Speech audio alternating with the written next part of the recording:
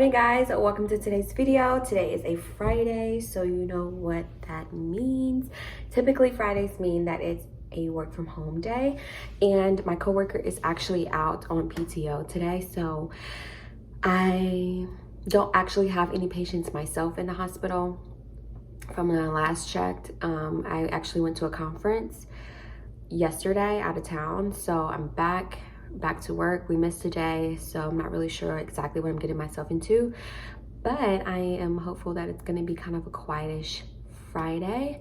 I know that we do have some babies in the hospital, and possibly the moms should be discharged, but they still should be at the hospital caring for the babies until we get a discharge plan and or placement decided. So I am just going to go in and probably check in with the children's division worker and write the notes, try to follow up with the moms if possible. And I'm sure there's something else that I need to follow up with some moms from the other clinic that we help out with. So yeah, let's get today started. It is 7:57 right now, and I'm just going to log in first. I'm not going to prepare anything or cook anything or get anything to drink right now. I'm just probably gonna get some water and let that be, because I feel extremely exhausted. I don't know if you can tell, but yeah, let's just get straight into the video. Let's get into today.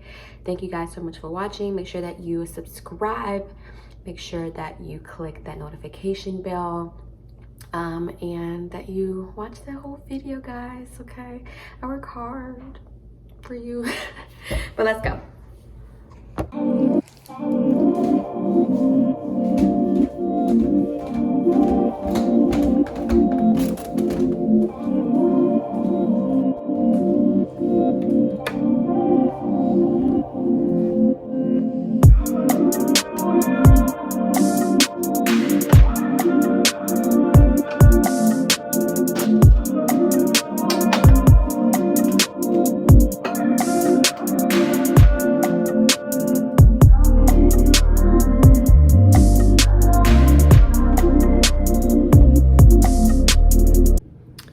Okay guys, so now I'm just going to open up the census.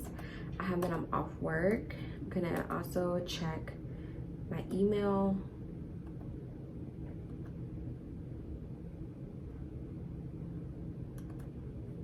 And so the program that we use is called Epic, EPIC, and a lot of hospitals actually use Epic. So I would possibly look up some videos if you're interested in being a medical or hospital social worker to kind of get familiar with Epic. Of course, you'll have formal training, and they'll go over specifically what you need to know in Epic, because I don't know everything. I don't know how to schedule and things like that. So there's some things that I don't even have access to. So that's something that you can possibly do in the meantime if you are wanting to become a medical social worker, or if you are interested in knowing like what program we use. It's called Epic.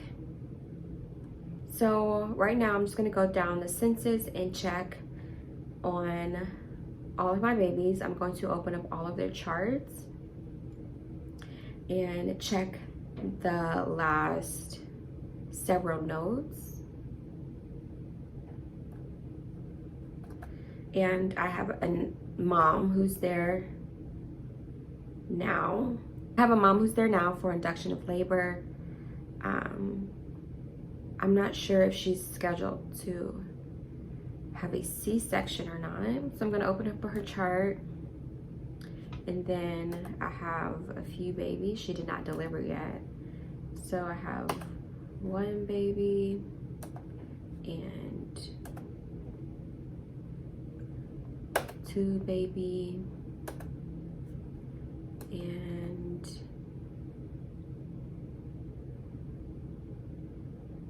three baby.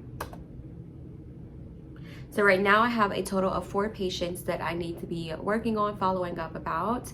One patient is actually one of my pregnant moms, and she's due to deliver I guess today or over the weekend. And I can always check as well where she is in her labor. So right now she's at a -3, 3.5, or if you want to say it in the way that it's, you know, read, it's 3.5, 50, -3, which means that she's 3.5 centimeters dilated. Effacement is at 50%, and then -3 is the station that she's in. So she has a little bit ways before she's at a 3 is where she needs to be in order to complete labor. So hopefully that's some information that's helpful if you want to work on labor and delivery. You'll get to know what that means. That's the cervical exam when they, you know, check the cervix. So right now she's at a -3, which means that we have a little bit to go. But there have been times where a mom has been a -3 at the beginning of the day, and then she doesn't deliver until Saturday or even Sunday. And then there's days where mom's a -3, and then a few hours later she's ready to deliver. So it just depends on each mom. No mom's, you know, ever the same, and no mom's pregnancy is ever the same if she has multiple. So just want to put that out there. And then I can always check too if the baby is in the nursery or in the NICU, and if the baby has been in the NICU and they came out of the NICU back into the nursery. But all babies typically start in the nursery where they're born, and then if there's complications at birth, the NICU is always there at labor and delivery, and they will take the baby to the NICU and do what they need to do. So it looks like so far that they didn't update on my system, so I'm trying to like adjust with this new program and kind of like learn where everything is again. But I have 2 of those babies currently in the NICU, I believe. Yes, so 2 of those babies are in the NICU, and then 1 baby's actually in the nursery. So I know that the nursery is typically a lot more lenient with, you know, holding a baby until discharge as far as children's division goes. But the NICU is more like, we need to get this. I'm not saying that both sides, the nursery and the NICU, don't, you know, want these babies to go home when they're supposed to be going home, but the nursery has better understanding. When the babies are in the NICU, it's just kind of like a lot of pressure on us. I mean, I can't make children's division answer the phone. I can't find them, locate them. I call supervisors. I call supervisor. I talk to supervisors that have nothing to do with the case in order to try to get someone. So sometimes there are complications with children's division and stress that comes along with that. I recently had a worker assigned who I've worked with multiple times, and this individual is not reliable. This individual does not come up to the hospital as often as they should, does not make contact with the family or parents as often as they should, and they don't get back to myself or my coworker when we try to follow up. So I had to complain about this individual on several occasions through email, through multiple supervisors. And the last time that this individual worked with my hospital, it was with my coworker, and she actually worked with this individual 2 weeks prior before I had been assigned them to my case. So I was called the supervisor immediately, and I was like, listen. You know, that means, listen, Linda, listen. I cannot work with this supervisor. I mean, I cannot work with this children's division worker. Like, I just can't. I have things that I need to do. I don't need to be spending a lot of my time trying to follow up, trying to leave voicemails, trying to connect with this person. And this baby has been in the hospital for 2 weeks, and I have only heard from them once. So that's that. Hey guys, so I'm still working. The patient that I just literally told you about, I logged in at 8 o'clock. It's 8:37, and she's already at a -2, 4.5. Her cervix is 4.5. So I told you sometimes things move just really progressively and really fast. And yeah, it's a little too early to make calls to patients and or children's division, I usually try to wait closer to 10 o'clock because people are up moving at it. You know, it takes me a little bit to get myself situated in the morning, so I want to give the same respect. And then patients who I know are typically at the hospital caring for the baby, if there's not really a lot of notes in the morning saying that the nurses and stuff have been in the room, I try not to call and bother them because sleep is important, guys. And we want to make sure that, you know, they're getting rest, and I want them to answer the phone. So if I call it exactly at 8:10, the likelihood of them answering the phone is really low for anybody in the morning. So I'm gonna try to wait. I'm gonna try to do some research. We had a flooding here in St. Louis, and a lot of people are displaced or needing some housing resources, and unfortunately housing resources are very limited here. And of course we want to encourage them to get on like HUD or subsidized housing, but obviously with that's a process, that's a wait. It doesn't necessarily happen immediately, and so there's a gap with housing right now, and then it's such a high need that I don't want to say it's near impossible, but it's not going to happen as soon as patients or physicians like for it to happen. And I know that, but other people don't. And so when they meet with the patient, they're like, oh yeah, like our social worker can help you with that. And it's like, I truly can't. I don't have I don't have any leverage to make someone put my patients above other people who have been on the wait list for a year or 2 years and still don't have, you know, subsidized housing and things like that, or apartments. And then there are, you know, obviously other places that they can go, but they do background checks, or the rent's too high, or it's not in the location that they want. So it's very hard to do housing. I try my best, but honestly 8 times out of 10 it doesn't necessarily work out because the patients don't want to do all the extra work to sign up, or what I send, they're just like, eh.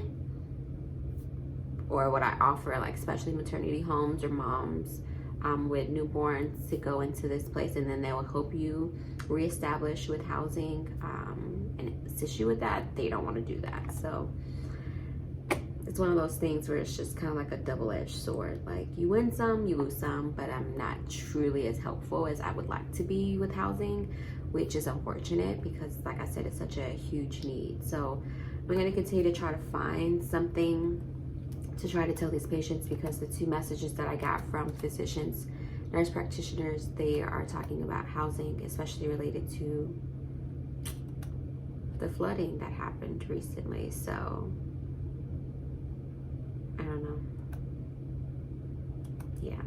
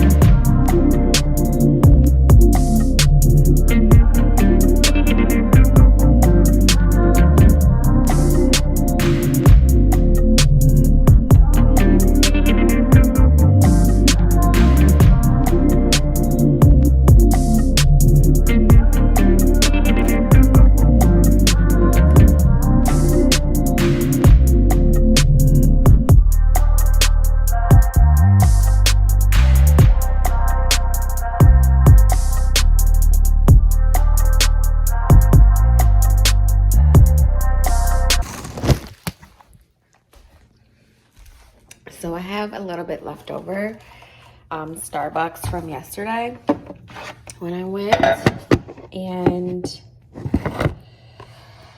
I needed sweeter. Like I got the grande iced toasted vanilla oat milk, and then I got 5 pumps of classic syrup. It's a blonde espresso, but I don't know, I thought that it would be sweeter. I like my coffee sweet. So I not sure what I should add. If you guys have a Starbucks order that's sweet, not like cringy sweet, like when you taste it, it makes your teeth hurt. I don't need that type of sweetness. I just don't want like the bitter taste.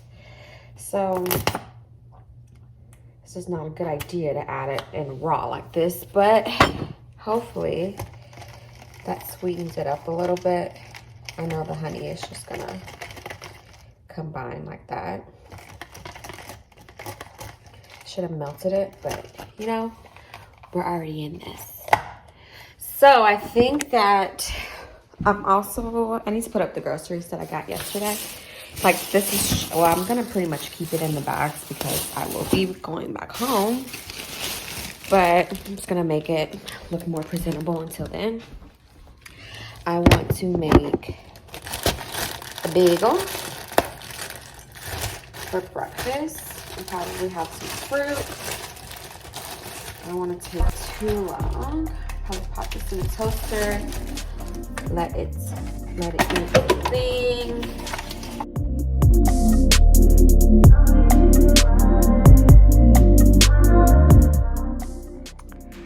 I'm definitely a grape jelly kind of gal.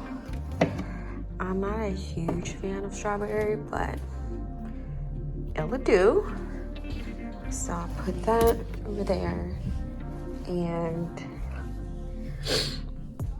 add some butter. Where is the butter?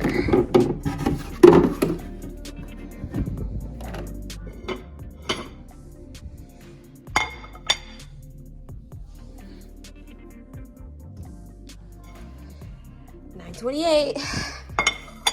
Just waiting for this to finish toasting, and then we're gonna go back to work. So I have a question, like, do you guys eat breakfast before you work, or do you work and eat breakfast? Like, let me know, because my coworkers typically make breakfast while we're at work, and then I'll eat it. I mean, usually I'll eat at my desk, like a yogurt or like a Belvita bar or something like that. But like sometimes they bring like eggs and bacon or meat or sausage. They can put it in the microwave. So I don't know. I prefer like a hot breakfast.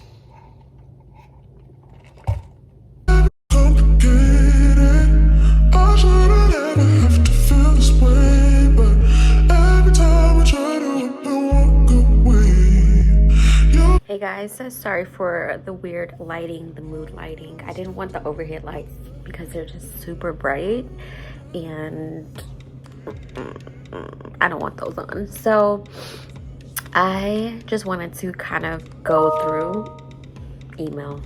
Hold on.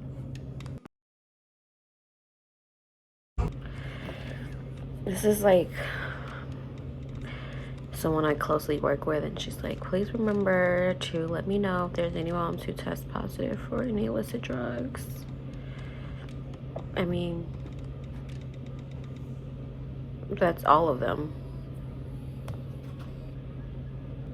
I mean, not all of them. I'm not gonna say all of them. That's most of my moms, and I sent her a list of moms that are gonna deliver for the month. So I'm just not understanding. I guess because when they deliver, but there's so much stuff to kind of like constantly remember and be reminded of. Like, this is your job, so you need to be going through the census, you know. Let me vent. Let's vent, because I was gonna come on here and just kind of explain that there's some days where I just have very little motivation and like urgency.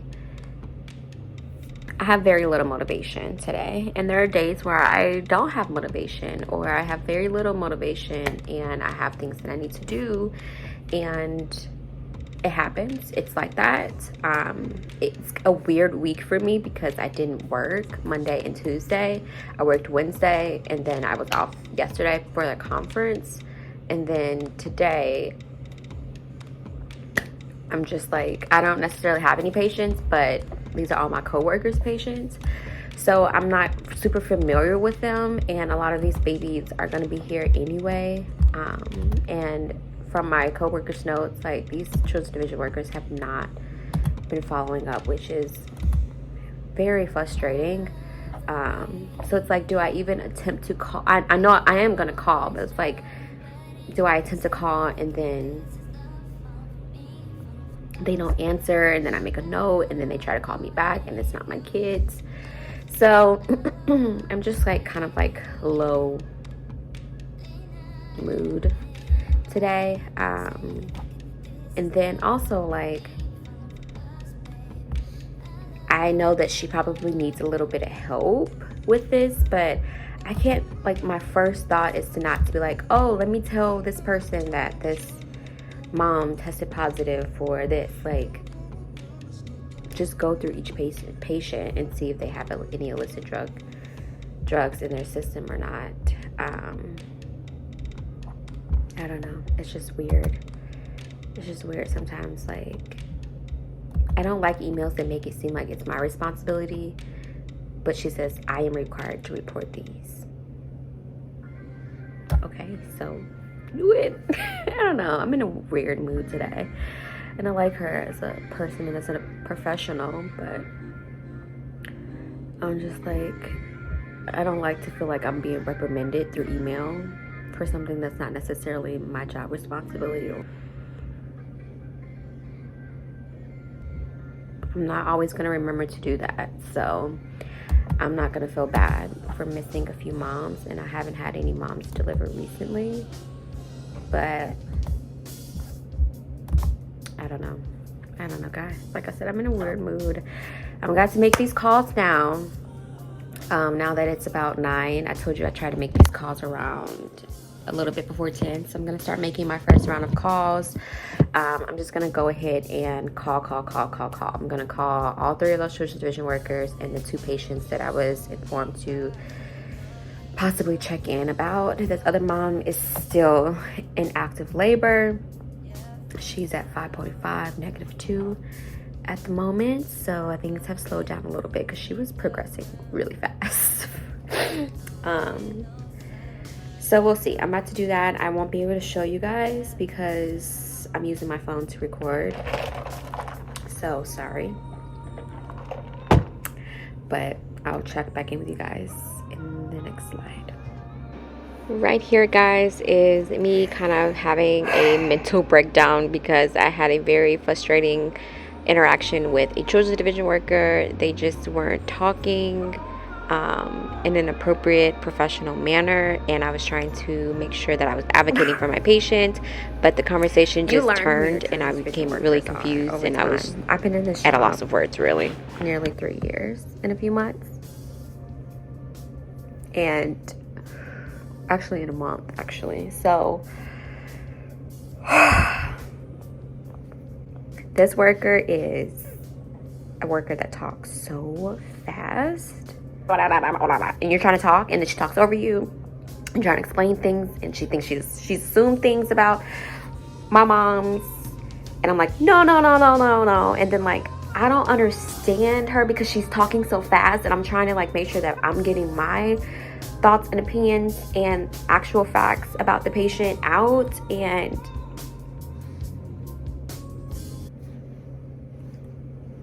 I don't even know what happened.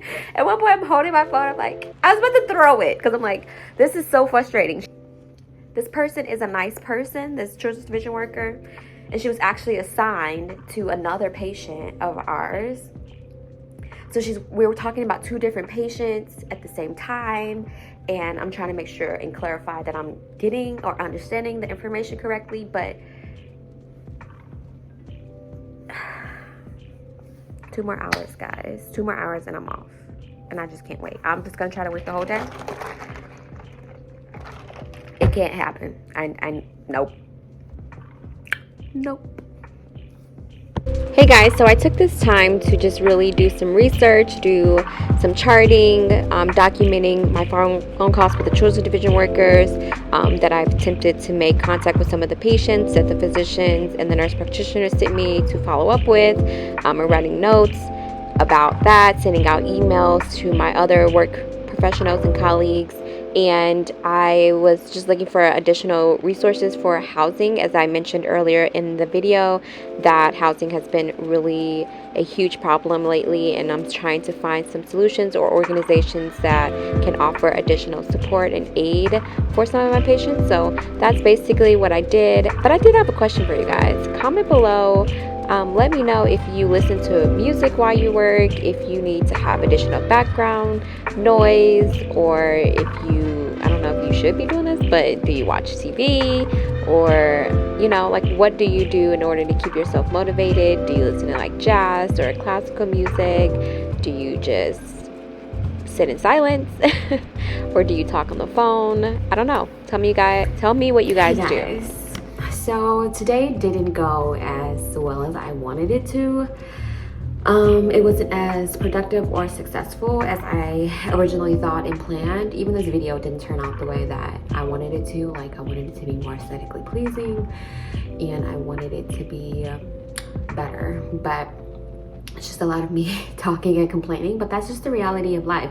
Like, some days I really have really good productive days and I feel really good and accomplished, and I feel like I actually helped some people. And then there's some days where I struggle and I don't feel successful, I don't feel productive, I don't even feel motivated to even really help anybody. And that's just the truth about life. Like, just because I'm a social worker doesn't mean that I have to be perfect, or that I have to always feel like I want to help people, or feel like I want to do stuff, or feel, connected to the patient, or whatever. Like, I'm a human being at the end of the day as well, and I know that it's mainly just hormones. I'm about to start my menstrual cycle, so I know that it has to do a lot with like my mood today, and just like I had a really rough past 3 weeks, and I'm gonna be doing a life update about it, just because I don't ever want to push out these videos and have you guys think that I have like this amazing job, or I'm super productive and motivated and inspired and encouraged, and there's just hard days where I'm frustrated about my job, I'm frustrated with my patients, with children's division, and just the way that the day went. Like, that's just life. So I just want to be transparent with you guys. I try to do these videos when I do feel that way as well. Like I said, I anticipated today to be a good day. I figured it would be a little complicated because I'm not familiar with the patients that were on the schedule, but I did talk to the children's division workers for all 3 of those patients. I'm still waiting for that one patient to deliver. She's about like 8 centimeters right now, so I might check in by the end of the day and see if she delivered, because she did not have any substance use throughout the pregnancy. She actually achieved sobriety before she got pregnant. So I just want to make sure that when baby's ready to go, like if baby's ready to go Monday, that's already in the system, that the discharge plan is there. And I also attempted to call 2 of those moms from the other clinic. One didn't answer the phone. I left her a very detailed message about who I am and how I can possibly help her if she wants to call me back. And then I spoke to one, and then I explained who I was, and then she was like, can I call you back? My phone's having issues. But we understood each other the whole time. So I don't know. Sometimes I get nervous, and that's completely fine and fair. And like I said, I'm not in the mood to really talk in the first place. But although I did everything that I set out to accomplish today, I still don't feel productive. I still don't feel accomplished. I still don't feel great about how the day went. But I hope that you guys enjoyed the video. It's real, it's raw. It's a Friday, and I'm about to just clean up and relax, watch a movie, and read my book. And yeah, that's pretty much all I'm gonna do. Yeah, I hope that you guys enjoyed. I hope that this was a different perspective, and that you actually see the realities that some days it's a blah day, and like I said, it has a lot to do with my hormones, and just like the past week, it's just been a funky work week in the first place. Like I only really worked one day this week, and that was Wednesday, and today it's just like a work from home. So yeah. I will see you guys next week on another social work video, and check out my other social work videos as well. I kind of like go through social work, working as a hospital social worker, the pros and the cons of it. I go through like social work days, busy and slow days, what you can do when you do have a slower day at the hospital, how you can find ways to be productive. I did a video on documentation that should have just went up like a week or two ago, so that should be up as well. And yeah, tons of content for you guys, some lifestyle videos as well that should be coming up in the next few days. That's on Saturday. So I hope that you guys are doing well. I hope that you guys are, you know, still pushing forward even on the days that you don't feel like you've done anything, even though you've done a lot. And you give yourself grace. I'm giving myself grace, and I'm not gonna be hard on myself. I feel the way I feel, and I'm entitled to feel that way. And we just we just look forward to the next work day, and hopefully it's better, which I'm sure it will be. So bye guys.